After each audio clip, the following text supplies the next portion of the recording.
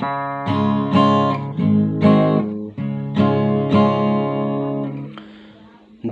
bom puak ding he mil le la ki te tholom ding he mil zing ziang he mil le la kin ngai lo Bible ken ding go lovin van gam kun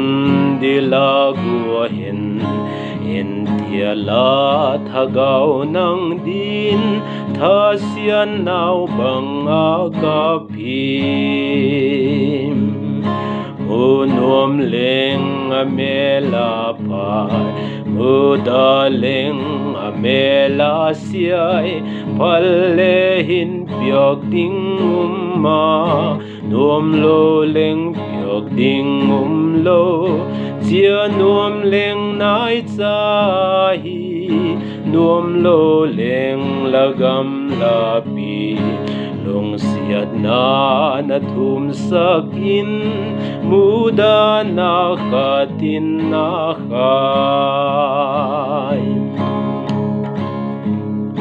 La doi cheng chok na ding in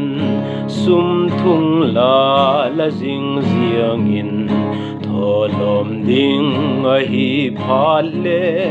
Paisa ka nei poi la tin Pathian a ding palo ten Pal ting ni ma nei po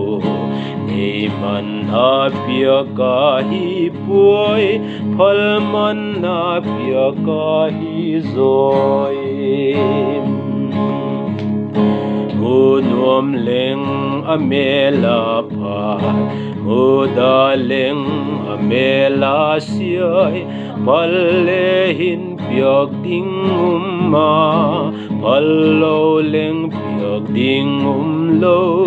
Chia nuam leng nai chahi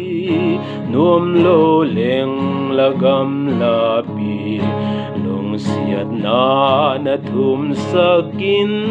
Muda na khatin na khai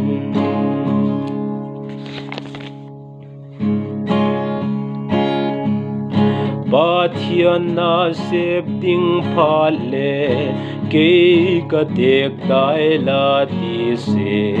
Na chuam na sep ding phale